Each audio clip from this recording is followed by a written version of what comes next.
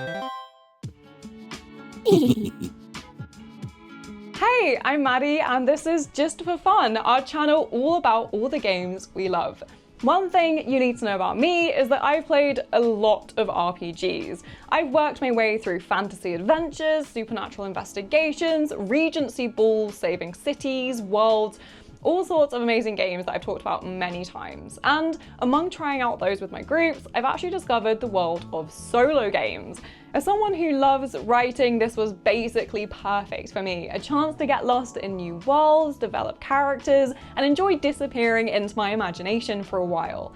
Turns out there are a ton of solo RPGs, ones that can fit basically any genre and playstyle you might want. So I've sectioned this video into, I guess, vibes, ways that I pick games depending on what I want to play. So it might not make sense to you, it might, but I promise there are some good recommendations coming of amazing solo games. When you're picking a game, you might be someone that picks for mechanics or cool art, and I often find myself looking for a specific genre, like sitting down to watch a film. So to kick off this list, I'm starting with genre and going for futuristic space adventures in some cool looking sci-fi games. One of my favorite sci-fi writers of all time is Becky Chambers, and her novel A Long Way to a Small Angry Planet is such a breath of fresh air in the genre. It's quieter, it's cozier, it's about found family and the realities of day-to-day life in outer space. So when I saw that Anna Blackwell, an incredible designer of solo games, including one of my first experiences, Apothecaria, was making an RPG inspired by this world, I knew I had to check it out. For Small Creatures Such as We is a big, colourful book to guide you through starting your story as a captain, taking your alien crew through a peaceful galaxy. It's chock full of tables to inspire you, from building a character to designing the ship, to the day-to-day events that will see you get to know your crewmates and run errands to keep food and fuel full. There's some great depth here. You're stepping into a world that will eventually feel like a full sci-fi novel. And coming from a Becky Chambers fan, that is everything that I want. I haven't watched Neon Genesis Evangelion, but boy, do I love Mags. Solo RPG CHVLR takes inspiration from classic mecha anime. While I may be coming from more of a Pacific Rim background for this genre, I'm already really interested. You're unsurprisingly a child who becomes a tool for war, so keep in mind this has a lot of dark themes. But if you're up for some emotional storytelling, it could be a great option. You start the game thrown into the field for your first mission, so no time for training as the military group want robot feet on the ground ASAP. You can write about your experiences, record them in voice notes, however you think your kid would chronicle their experience on the front lines. Throughout your character's story, you'll reveal cards to answer the questions about their time in the war, or pull blocks from a Jenga tower, which the eventual fall of will spell your death in the line of battle. CHVLR is a dark, reflective look on war and those stuck in the crossfire, and quite a different way to jump into the sci-fi genre. Soul Muppet is one of those RPG publishers that always has something exciting to check out each time I'm looking on their website. They're a perfect hub for discovering the next best indie, and one of their most recent additions is a solo expansion for the sad space cowboy game Orbital Blues. Inspired by the likes of Cowboy Bebop, Guardians of the Galaxy, and Firefly, Orbital Blues was all about carving and living for yourself in the final frontier. But the solo Wanderer version of the game pits you in your final days as an interstellar outlaw. You'll reflect on memories during the adventure of your life and build up a playlist to go alongside it, like creating your very own sci-fi action movie. Or sad indie, let's be real. To play, you'll be drawing from a deck of cards to represent events in your life, keeping or discarding them to craft the best poker hand you can, eventually building towards the final moments of your outlaw's journey. From bar fights to crime families to taking bullets and building a signature look, it's a chance to reflect on a more grimy, lawless look at space travel with all the perfect sad cowboy moments you could want. And now for the other classic genre, fantasy. Sometimes you want to just get lost in a weird and wonderful world, and these two games seem to be the perfect thing for your imagination to stumble through. Princess with a Cursed Sword takes you on a twisting, magical journey with just one page. Your beautiful princess was gifted a dark weapon by a mysterious figure at her coming-of-age ceremony, and now she can't put it down until she finds out where it came from. You reveal tarot cards to chronicle her journey, writing as if you're weaving a fairy tale, and flip coins to see if she succeeds or fails in the tasks she faces. The prompts aren't super detailed, but give your imagination a chance to run wild as you put the visual guides together into a story. From locked doors with groaning wood and eyes sparkling in the darkness, to overgrown gardens, ancient ruins, and white stone courts.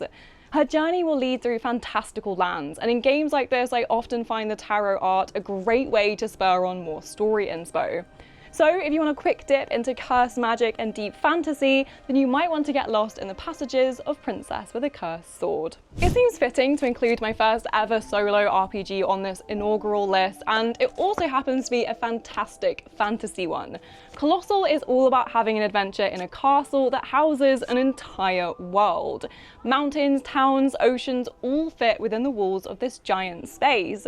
You venture out to take on quests, meeting NPCs, and if you're brave enough, fighting the walking castle towers called rooks. It has all the classic wanderlust and adventure you want from a fantasy game, taking you from deep dungeons to vast cities and all the wilderness you want in between. Plus, the class options are fun with the chance to have your very own adorable castle companion. I am quite obsessed with that. The art makes it feel like you're living in a graphic novel, which I love, and there's some really interesting story progression to unlock as you get further in. So if you're looking for some depth, Colossal won't leave you bored. If you're sitting down for an evening of solo RPGs, you might be looking for something reflective, introspective, and there are plenty of games that ask you to delve deeper and journal your thoughts. Whether you want to be a vampire or werewolf, Rory from Montfort Tales has you covered. In Dead Letter Society and the Almanac of Sanguine Past, you take on the role of one of the supernatural beasts and write letters to others of your kind as you reflect on various themes from death and love to rivalry, loneliness, and seeking cures for your affliction. It uses tarot cards to offer prompts, and you reach out to your kin to discuss the topic, building your world and your character as you do. Both books have beautiful spreads to guide you on your way and look like the perfect thing for some late-night journaling. Being a vampire or werewolf isn't always an easy teen drama, but if you want a bit of them, I'm sure you can tap into Vampire Diaries here and there too. Sam Lee likely needs no introduction if you're a fan of RPGs. Their TikToks on the Goblin Mixtape account are a haven for those who love tabletop, and their own work is Emmy-nominated brilliance. Anamnesis is all about self-reflection and discovery, because when you sit down to play, you don't actually know who you are. The game is about filling in the blanks of a lost memory to work out the present and past of your character through tarot spreads and journaling. It looks like the perfect thing to dive into some deep thinking. The prompts can take you anywhere, giving the perfect amount of suggestion while letting your imagination run wild. It's perfect if you don't know what kind of game you want to play too. If you want a fantasy journey or a modern day experience, the prompts and tarot will gradually guide you, and you could end up anywhere. It'll take you from the tiniest details all the way to the deepest thoughts. Okay, I couldn't do this list without collecting some games that fit into one of my favorite parts of the RPG genre: cool mechanics. One of the best bits of playing a tabletop game is getting to see how people make them work.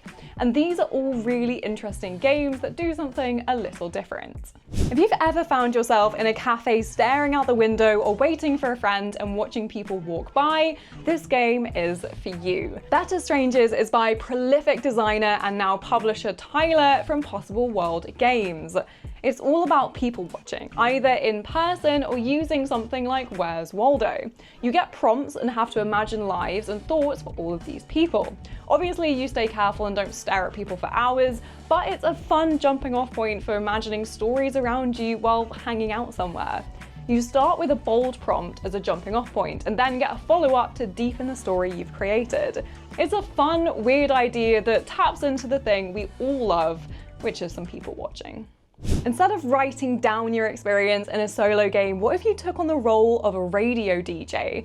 In Void 1680 AM, you use prompts to build a playlist, then record a show introducing your songs and reflecting on them, as well as taking calls where you build up a character who rings in and then discuss the conversation you had.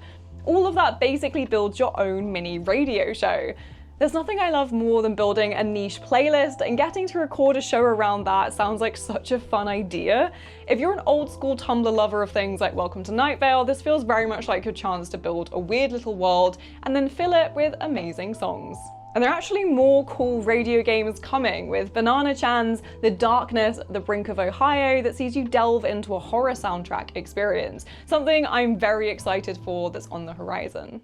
I'm already thinking about Halloween, and if you are too, then maybe you want to play something a little spooky. Something that lets you dip into gothic worlds and indulge in some danger.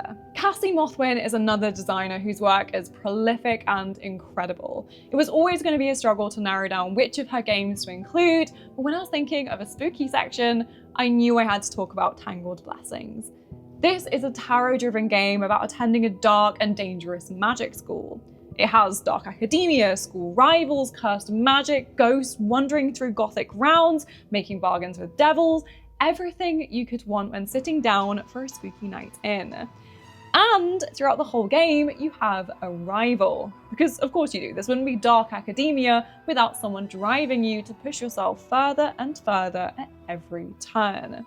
You track each year how you grow and change, what dangers you face, what you wore to the end of year ball, and who was murdered there. It's deliciously dark, hitting all the academic themes you want. The perfect thing to play on a cold, rainy night. If you already love playing RPGs with friends, then you might be happy to discover some of your favorite games have solo modes made for them. So you can take characters in your already established games or try out new systems by bringing adaptations of your favorite games to a solo session. Morkborg and its many Borg spin-offs have become an icon in the TTRPG world, and yet it's not a game I've managed to get to the table yet. However, as I was researching this video, I came across Alan Hall's solo rules for Pirate Borg. Yes, I would love to fight skeletons and kraken while wielding a cutlass and drinking rum. Thank you. Captain and crew provide a framework to tackle excursions alone, hire crew, engage in naval battles, and everything else you'd want from a Pirate Borg experience. The original game is meant to be a dark, rum-drenched one of pillage and plunder, so it might not be the choice for a jolly sail on the high seas, but is perfect for indulging in some naval crimes and all the excitement and danger that comes with that. Free League published some of my absolute favourite RPGs, from getting to live out my dream stories in the world of Middle-earth to researching creatures from Nordic folklore. But did you know they also develop solo versions of all of these games? Using additional PDFs for cheap on DriveThruRPG, you can adapt your stories from group affairs to solo ones. Whether you want to hunt and stop mythical creatures in the frozen north with Vaesen, go on epic adventures with Legolas in the One Ring, wield cursed magic in Symbaroum, or step into the apocalypse in Mutant Year Zero, you can pick up rules for all of those games. It's a great way to get familiar with a setting before you run it, or to take your characters on an extra adventure if game night just won't come round fast enough. Cozy games have seriously been on the rise in the video game world, but there are so many amazing options to play in tabletop too. I'll probably do an entirely separate video to really get into a bunch of them, but I knew I had to include at least a few here if anyone wants a cute game to play with a nice cup of tea. If one of your favorite films is Kiki's Delivery Service, then I have got the perfect suggestion for you. Kuriko by Jack Harrison is another entry in his long line of wonderful solo adventures. And it looks like it's getting an update in his latest Kickstarter. But for a cozy story, then you should play as a young witch finding themselves over 1 year. In Kuriko, you'll move to a new town, develop your talents by helping local folk, and write letters about your experiences to those who care about you back home. Along the way, your witch will develop, the town will come to life, all of it leading up to this dice tower you create that'll eventually fall over and you face your biggest failure, but ready to overcome it and continue to grow.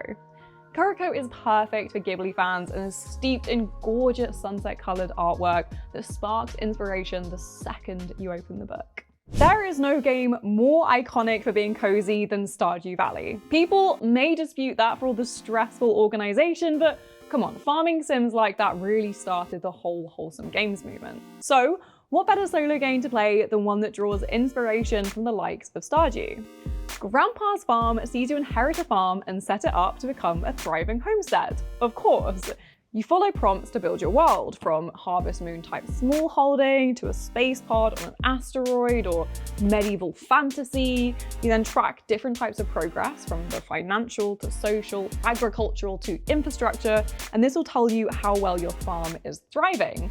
Are you making stacks of hearty crops? Are you mining expensive gems? Are you befriending townsfolk? Because yes, you can romance. And yes, there are festivals. So those are some solo games I've really enjoyed or think that you should check out. This is also just a fraction of what is out there. I subscribe to the Soloist Substack, which has tons of amazing recommendations if you like this kind of game. And if you want more on all things tabletop, obviously stick around here, subscribe. We've got a lot of exciting things coming. So I'll see you in the next one.